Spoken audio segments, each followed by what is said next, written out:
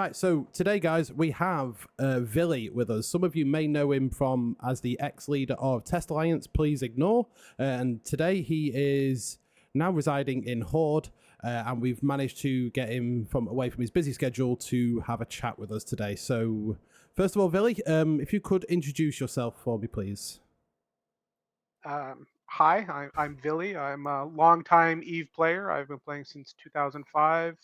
I've been through the gamut of Eve alliances, most notoriously for my time in Goons from 2010 to 2015, and then later as in a member of Test from 2015 on to 2021-ish, I would say, where I ended up becoming the leader of both Test and the Legacy Coalition as a whole. Since that time and the end of World War B2, I've just been kind of quietly residing within Horde with my corporation, which actually I just disbanded a few weeks ago. So now I'm just kind of quietly enjoying my peace and quiet within Eve, going on the occasional fleet, leading the occasional fleet, and uh, enjoying the emptiness of space. Yeah, it's as we were just chatting off mic. Then it's I can imagine like leading an alliance is quite a stressful, unforgiving job, realistically. So that does actually lead quite nicely onto the next question, which was now that you are in Horde, is your role sort of like just a fleet commander, or do you get involved in any of the recruitment or anything like that, or is it just more pure enjoyment nowadays? For me, it's almost entirely in terms of pure enjoyment. I obviously enjoy running fleets, so when I'm asked to do so, I'm happy to help and step up and provide whatever is needed. But it's not one of those things where I'm monitoring the intel channels, for 5 hours a day, nor am I spending 8 hours a day going over fleet doctrines and adjusting fittings or importing logistic pieces that need to be ready for the next fleet fight. I have a variety of tools and assets that I built up over the years that I can help any situation. But for the most part, I just run fleets and go on fleets and enjoy my time in the peace and quiet, I guess you would say. I mean, it sounds definitely a lot more relaxed than what you used to years ago. So, I can't even fault you for wanting a bit more of a laid back Eve experience. I mean, the reality is, as we all get older, the time we have to play video games shrinks, which is something I've noticed quite a bit. Is that the demand for my time has come more and more from real life related events and people, and the time I have to give to a video game has shrunk and shrunk and shrunk, and the ability for me to provide what it takes to do many of those things, the 4, 6, 8 or 10 hour days every day, to be an effective leader within those online spheres, it's just not available to me. So I have to become okay with the realities of the situation that I'm in my life in terms of where I'm at now. Yeah, yeah. I mean, it sounds fully. It's one of those things where it is at the end of the day, it is a game, isn't it? And I know we all love this game, but and we could I mean, we've all probably been guilty of it in our day, probably doing 8, 9, 10 hour stints on Eve at some point. Um, Those are rookie numbers. You can't give them those 30-hour days where you go from sun up to sundown, brother. If you haven't done one battle over downtime for a good 20 hours, then have you really played? Like, I've done a couple of them, but I'm kind of thinking like more the average Eve player. But I've done a couple of those yeah, downtime to downtime ones, and it is rough. it is rough. And you're right. The average player does not want to put more than 3 or 4 hours into the game in a session, right? Yeah, The One of the old rules I used to use on fleets was that if the fleet was longer than 3 hours, you're failing as a commander, because the reality is, for anyone to dedicate more than 2 to 3 hours in a session, they're already making significant adjustments to their life, right? To cut yeah, in from their supper to their sleep, or they're getting home to their supper, or any number of different challenges that you're putting on them to play this video game, right? So you always have to be respectful of people's time, and I'm even more acutely aware of it now, and I worry at times that Eve has a tendency to forget that the pilots are not pilots; they're players. Yeah. It's like you sat there on a fleet and you think, and you can see it just slowly start to escalate, and and you know that cold grip of Eve is coming to grab you, and you're going to be locked in for a while. Well, I know one of the worst feelings to be on a fleet is when you're at like the 2.5 hour mark, and it's really drawn on and on and on, Mm, and then you realize that things are just going to start, and you're not going to be able to get home for hours, yeah. right? You're effectively trapped in this fleet. Your Yeah. wormhole home has been collapsed, and there's enemy dictors Oh waterboarding yeah. you, and all of these other problems are appearing, and you're like, okay, this fleet's going to be 4 hours, and I didn't really think that this was going to be a 4 hour fleet. Yeah. Uh, I didn't sign up to this tonight.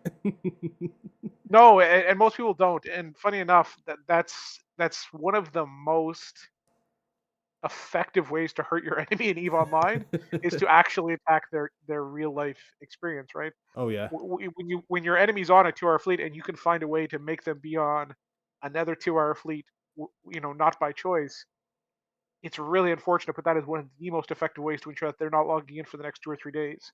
Yeah, yeah. Because it really burns the experience from something that might be fun to something that is very tedious and very monotonous. Yeah, it's taking that war of attrition to a whole new level, isn't it? Well, yeah, and when you're playing Eve Online, you're not playing, attrition of spaceships. You're playing attrition of people, and it's something that is so fundamental to the way in which the play cycle, I guess it's called, or the gameplay loop, Yeah. in terms of the wars actually work, which is where you're attacking the people, not the actual spaceships that they have. Yeah. Um okay, well, this one is one that I ask everyone because I like to see, how all lots of different people get into Eve Online. So, how did you first get into Eve Online? um, 20 years ago, I think it was the original PC Gamer article, maybe I can't quite remember honestly. It's become such a well, as I say, 20 years now. So trying to remember what got me to log in. I remember the date roughly because it was around an event, but um, I don't truly remember. I'll be honest. That is a long time, though. 20 years, long 20 time years to of still be playing playing as well. more than half my life I've been playing EVE Online, which is Yeah, quite a thing to say. yeah. I'm in the same boat. 16 years I've been playing, and I'm like, that's more than that's nearly. No, I think no, nearly half my life. Just under half my Yeah, life. I'm like, oh my god.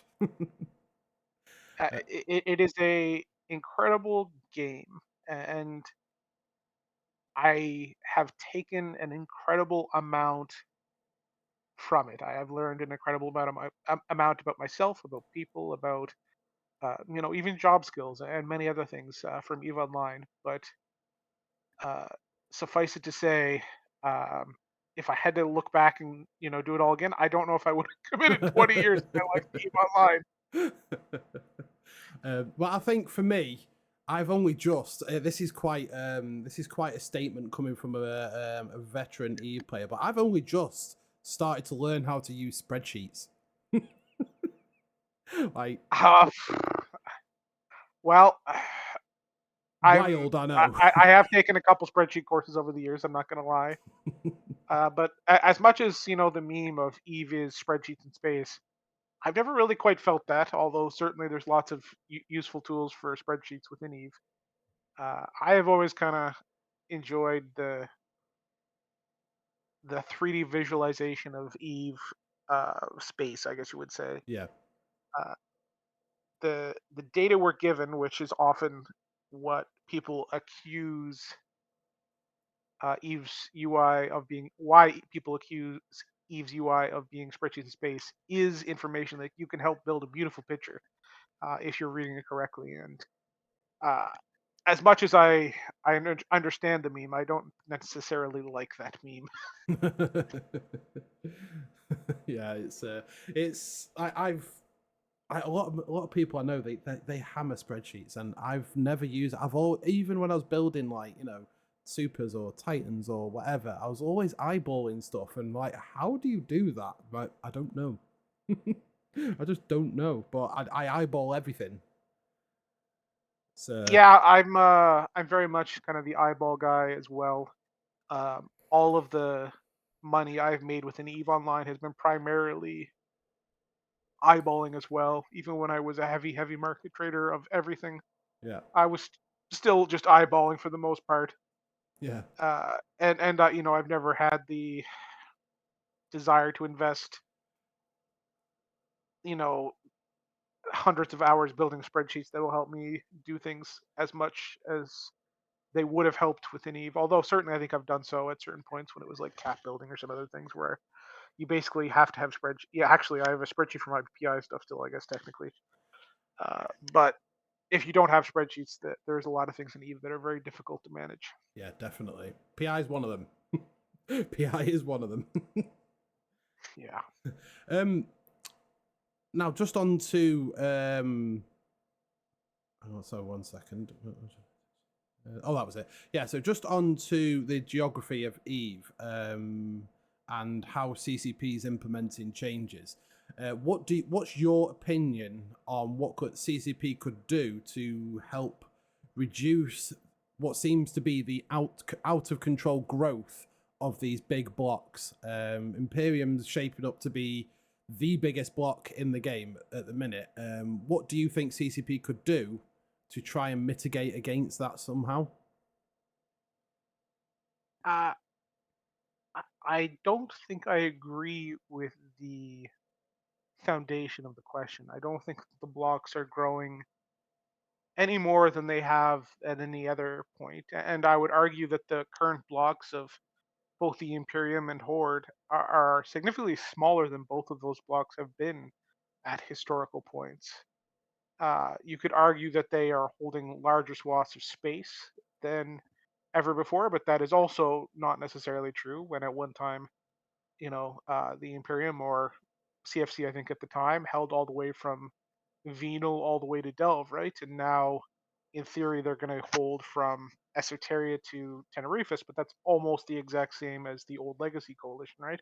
Yeah, So I would argue that the blocks are not necessarily bigger, and by no means are they stronger than they have been historically. I would argue that jump or bridge projection, is still an issue that needs some form of moderation. I think their jump bridges as they currently are built are a little strong still. And I think that's something that CCP has been told about many times. But for the most part, I don't think this is as much as an issue as people often think it is, if that makes sense. yeah.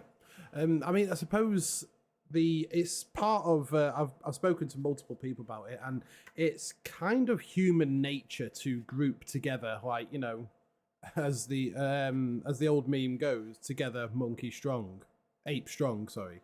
And it kind of translates to a lot of games where you can be in a tribe or a guild or something like that to be successful in a competitive land sort of like not saying just using the land as something to describe as, but as like a land grab kind of game where you're controlling different parts of land and whatever to be safe for a small group to be safe in the game. You do lean towards a big group, and I think that's also in human nature to lean against big groups and allies and stuff like that. But I think what a lot of people are worried about is the server ending up like Serenity or the Chinese server. I Um, mean, it's a legitimate concern. I don't think it's really possible in the way the server is built here now, just because you have groups like Fraternity who are going to be able to effectively time zone tank the Imperium probably at infinity if that kind of war was ever taking place, which I think is much why Imperium has come up against Horde, who, in terms of time zones, is somebody they can actually fight within the times that they play the game. But when it comes to your more foundational point there, humans will always operate on incentives. And the incentive within Eve is to group up to build your assets, right? If your stuff is safer than your opponent's, then it will continue to be safe even in times of war. You have your safe inner core, which for the Imperium used to be 1DQ and is now, I don't know where the new staging is. CTAC J is our new capital. CTAC J, yeah. And for Horde was MJ and is now going to be I think E8, something like that. I think it's E8 tackle. Oh, I don't know, something like that. Right. So you've got these safe locations behind the front lines, which provide security and safety for all of the members of that coalition, and then you've got frontline positions where they can have fun combat. But for the most part, people are always going to be incentivized to go to these large groups, because if you're not in a large group, then when one of these large groups swings by, you just get steamrolled, right? So Yeah. there is this very tricky game of negotiating and diplomacy that any small group has to do. And often as not, the small groups are just not interested or not good at doing these things. And it creates the appearance that small groups cannot operate effectively in. Yeah. And so most small groups thus think that the correct way to play the game is to join a larger group at the hip effectively. And that is what more often than not spirals the groups into larger and larger groups until they eventually hit a breaking point, and then they get smaller for a while, and then the cycle starts again, which is what you've seen in Eve happen 4 or 5 times over the last 15 years. Yeah. With that being said, if we want to correct that, CCP is going to have to, in some way, shape, or form, disincentivize large groups and incentivize smaller groups. And I don't know how to do that. Um, to be honest, like the most realistic way would be to kind of create some kind of urban depletion, I guess would be the best way to say it. So the more centralized you are around one specific area of safety, the more speedily the resources in those areas deplete, Yeah. and the more spread out, the less, right? But how that would work, I truly don't know. I haven't thought it through deep enough to truly suggest that mechanic or how that would work. And to be honest, I'm not in the CSM anymore, and that would definitely be a job for them to flesh out in its entirety. And I'm sure they're desperately pulling their hair out trying to advise CCP on a lot of things right now, and that's probably on the bottom of a very long list. Oh god, yeah. Yeah, it's and I don't envy the CSM trying to listen to everyone in Eve, throwing everything at them that they want changing, and then trying to consolidate it down into a list that to give to CCP for them to possibly, maybe get a few of them done. It's nah. No. Well, unfortunately, when it comes to the CSM, the people who know the least and think they know the most are often the loudest of the crew, right? Yeah. Demanding that their playstyle be made the easiest for selfish reasons, or this thing be buffed for that reason, or that thing be buffed for this reason, without ever really considering the second, third, fourth, and fifth order effects of those decisions. Because within Eve, everything affects everything else, right? So even Oh the yeah. simplest of change can have monumental kind of impacts. Oh yeah, definitely. So now that you've so after you've ran an alliance, you've done all mannerisms of fleet commanding, and you've probably done many other roles in between before you became test alliance leader and whatnot. What would your ideal scenario for Eve be? So, like, sort of, what would you like to? I don't want to say achieve, because you've probably gone out and achieved everything you probably wanted to, but what kind of role would you happy settling into now? Well, I mean, for myself, I am happy with the role I've kind of settled into now, which is just a random kind of fleet helper, fleet commander from time to time, and fleet member most of the time, right? For me, that is a good thing or a good role for me to enjoy my time within Eve as a video game that I play. I'm not looking for more. If that's kind of the question, or if there was something No, that was the different kind you of. were kind of asking there. No, that was as I was asking it. I was thinking this doesn't quite sound right. I've not articulated it very well.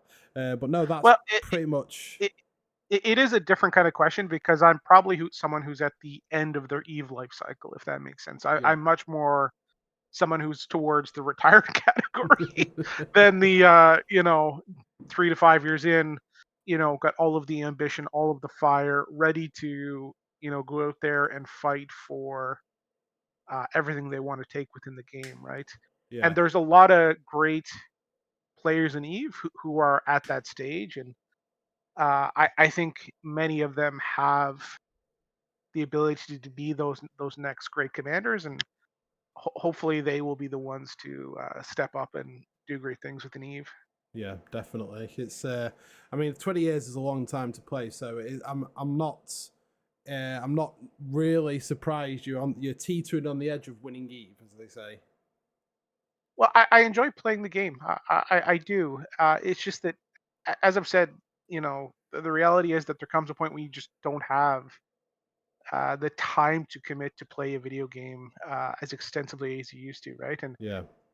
it kind of, you know, I played 8 hours of Eve every day for I don't know 5 to 10 years over this score of 20 that I've played. I'm sure. Yeah. And nowadays, I'm lucky if I can commit 2 or 3 to Eve at best, and it's just you have to budget the time you have to play appropriate or you have to budget the roles you take appropriate to the time you have to play. So Yeah, definitely. Yeah, you don't want to start putting real life on hold for a game, essentially. Which we've all been guilty of over the yeah, years. I'm like, wow, that's definitely never happened before. So yeah, and um, certainly it's unlikely we are going to have another COVID level incident that is really going to enable things as much as it did during those years as oh, I well. know, So right? um, so once you become a productive member of society, you got to work, and that's usually a fair chunk of your time gone too, right? So oh, definitely. Now, one and only question about the war. How do you think the war has gone so far? Now, I know that is quite a vague question, so I'm just looking for your. are you talking about the Imperium's So invasion of In's mother? yes, yeah, that's it. So the war that's currently going on. What's your opinion on it? How it's gone so far? I mean, for the most part, I think it went about as expected. Um, Horde had some key stars on the southern side of the regionals, but for the most part, there was very little options for play for them without overextending themselves into the southern regions. The reality is, um, regional gates and fighting from the opposite side of regional is just a massive um, force counter multiplier or negative multiplier, I guess you would say. And it just doesn't leave you a whole lot of options. So I mean, Horde tried to defend a couple things, and I think there was a couple bad fights, which really spun the momentum up for the Imperium and downwards for Horde. And then so they slowed the pace down a little bit. Keepstars died, Imperium restaged, and for the moment we're just kind of back at that stage where everything is kind of stalled out for a bit, as I think the Imperium is probably going to take their time, restage for a while, and kind of re-get their bearings. And I wouldn't be surprised if there was some level of new offensive started in a couple months. Although I wouldn't be surprised if it's very much just a, you know, how would I say this? A pleasant border um, mini war, I guess, Yeah. a simmering border war, where both sides are able to utilize the other for content in a pretty regular interval. Um, but with both sides being this close, it does create the opportunity for much heavier escalation, which is something that invariably the game needs to have as a kind of possible outcome for those people that are interested in those kind of things to want to play the game, right? Titans and super pilots want to be able to fly their ships, and carrier and dreadnought pilots want to be able to fly their ships. And if there's no possibility of escalation, then there's no real need for them. So now you have a war where there is our regionals, but on the other side of, or to the west and east of those regionals, there's actually approach vectors for capital movement. So through the Great Wildlands Passage or through the Kasha Yeah. Southern Passage, there's two angles of approach that the Imperium could take towards uh, the drone regions, and much the same. There's two angles of approach that the uh, PanFam, I guess you would say, could take to attack the Imperium. So both sides have the opportunity to utilize capitals in support of their objectives, and I think that will likely result in a capital escalation battle at some point in the next 6 months. But the speed at which that battle takes place, or the likelihood, or when that battle takes place, is a very up in the air question, because I don't think either side is entirely sure how to play it out. I think the Imperium definitely got a lot of early wins within the war, and that removed the likelihood of a cap battle from taking place. And now they're definitely approaching things a little more cautiously as they look at the primary approach vectors.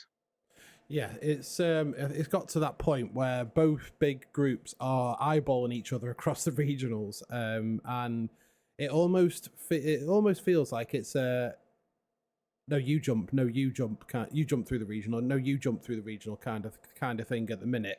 Um, but yeah, Yeah, as and if there's one thing I think the Imperium did wrong within their approach, is I think they took all of the free wins too quickly. There was a lot of Fortizar kills, a lot of Keepstar kills, and they just kind of gobbled them all up.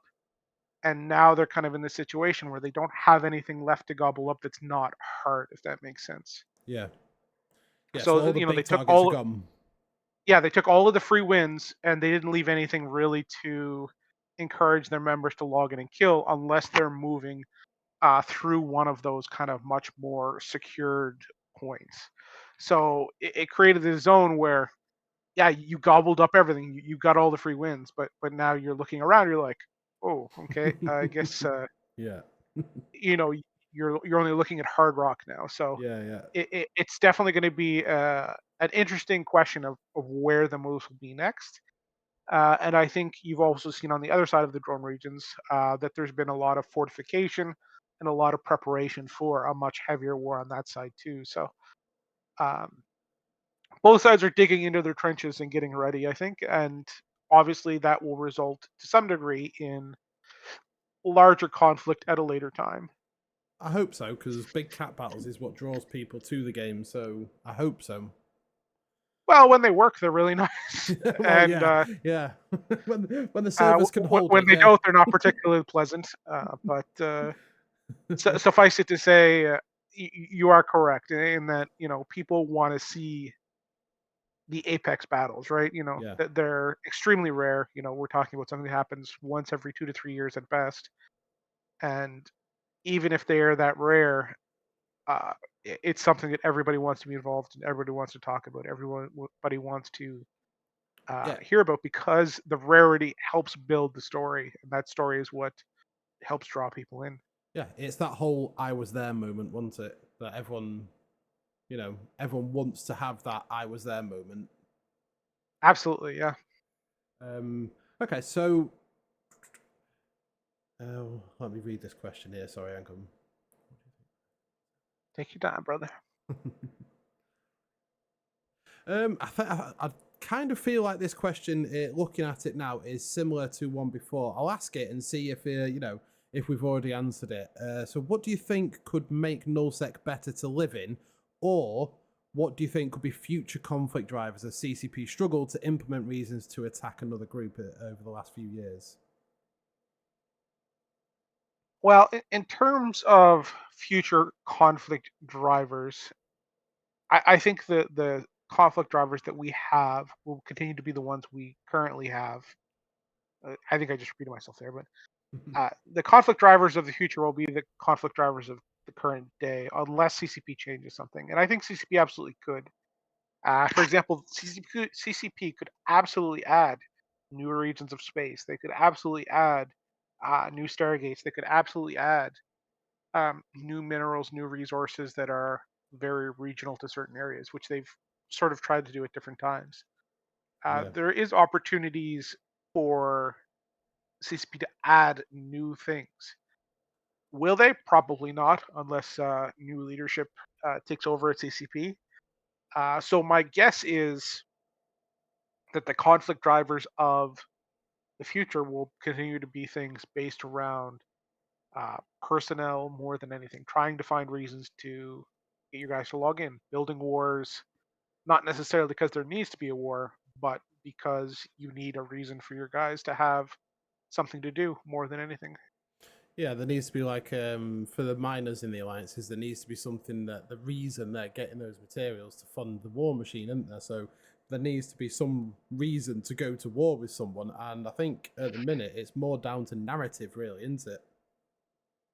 Well, I mean, you can build a narrative um, in any way you want, right? Like, there's this weird like anti-rental narrative on the one side, and the other side you've got this kind of like imperialist, colonial, pushing around the little guys narrative. Like, you know, eh, you know, it's our valiant knights against their horde of, evil Yeah, barbarians, and our valiant peasants versus their, terrible, heathen pagans or something like yeah, yeah, like our people are good, their people are bad, and it's always and our pilots are the most elite of the elite, and their pilots are trash F1 pushers, and so on, right? And the reality is, there's almost no differences between the alliances, mm, aside from a small cadre of people making slightly different decisions, which are usually more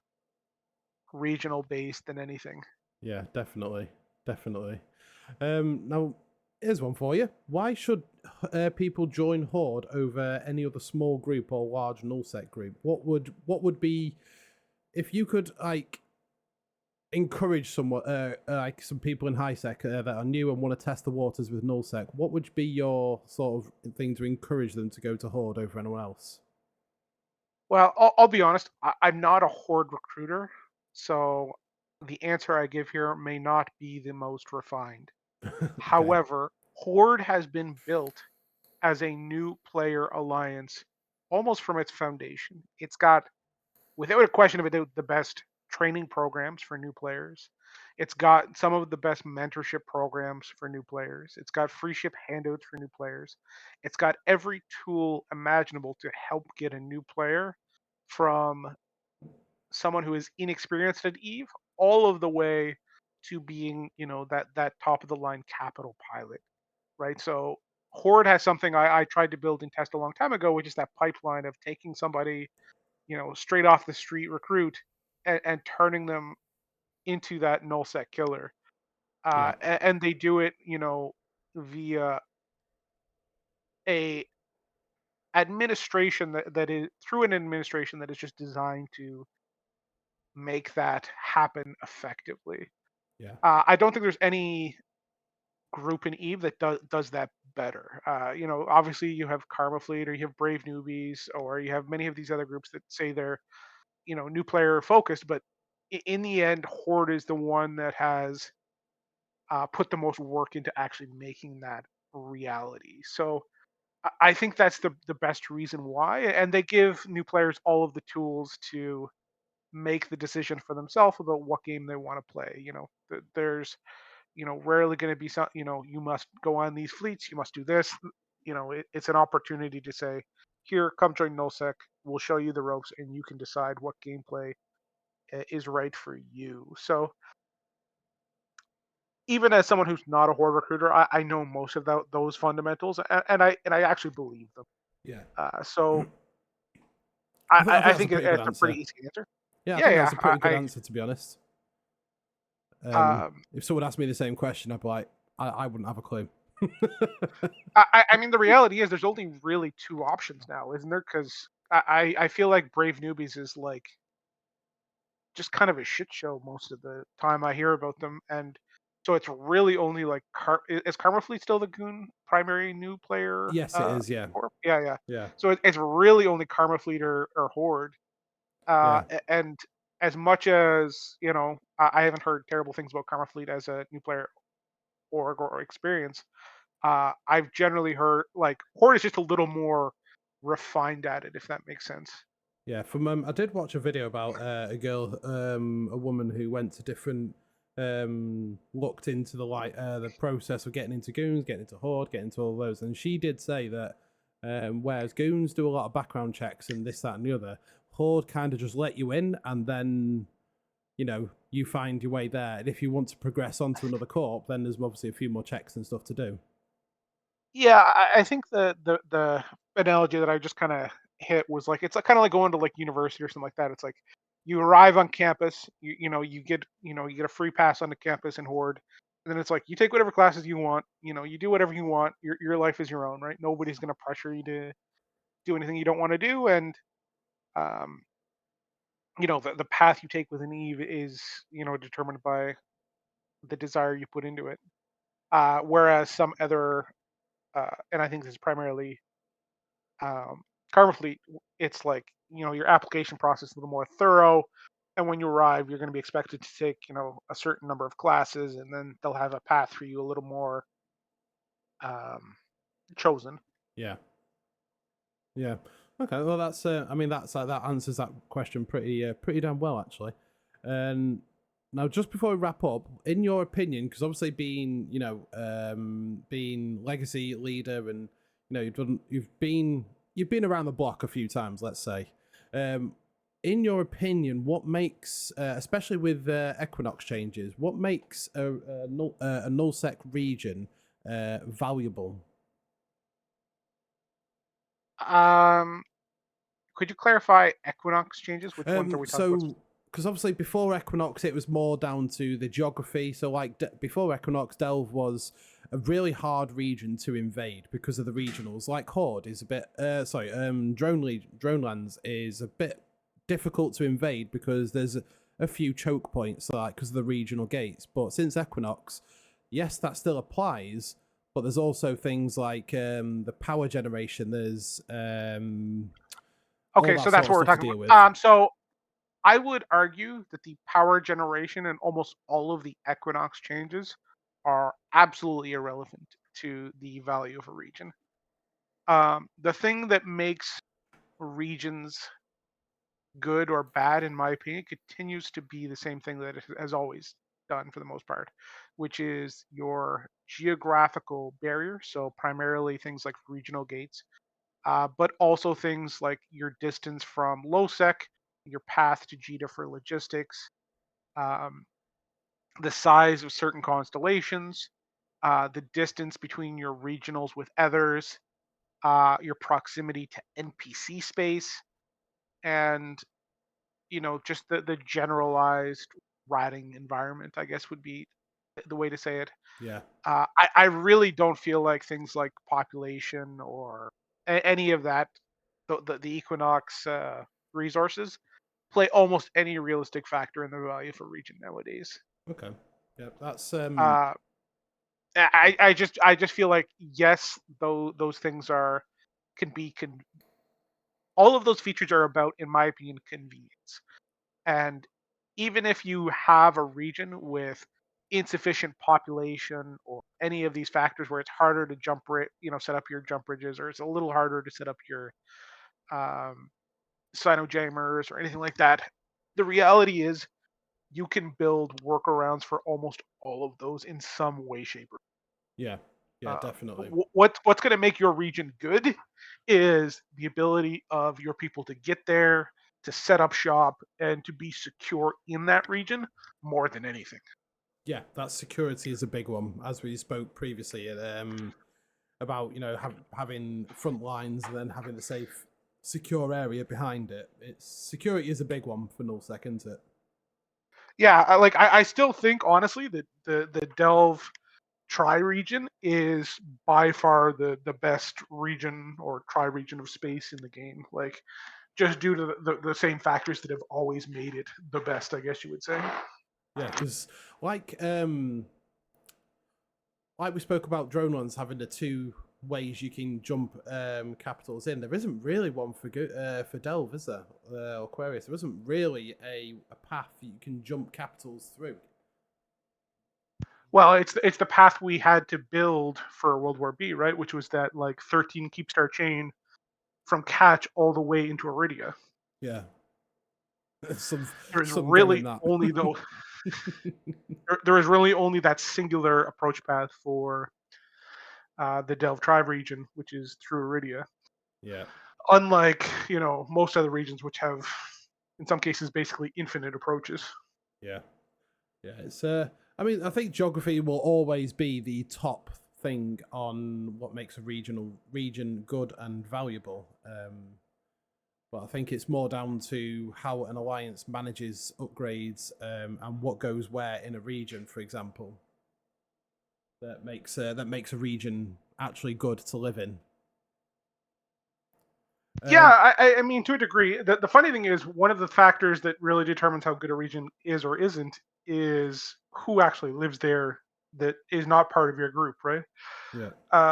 I lived for a long time in Esoteria, and we had the Stain Russians north of us living in Stain, and they were basically impossible to root out. And they were notoriously annoying, I guess I would say.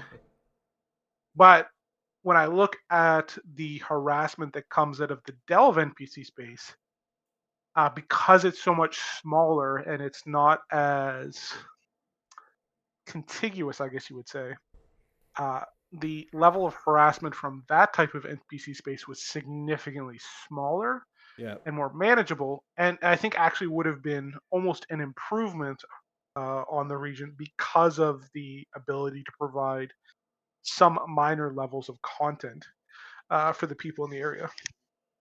Yeah, I actually used to many moons ago because your as Test Alliance, your rolled capital was it DTAP-P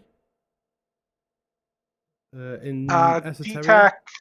DTAC P was the old capital, and DTAC like FV or something like that was the Esoteria Northeast kind of border checkpoint, I guess you would call it. I Yeah, can't remember what it was. I used to live in BY TAC M, two jumps from DTAP-P years and years ago, like a long time ago. I do like Esoteria. It's a good region, really. But yeah, the harassment from NPC space can make it quite not untangible, not untenable, but it's yeah.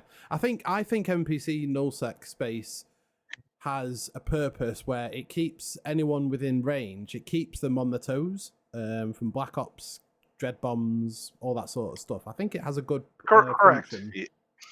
Yeah, you have to respect those factors forever, basically.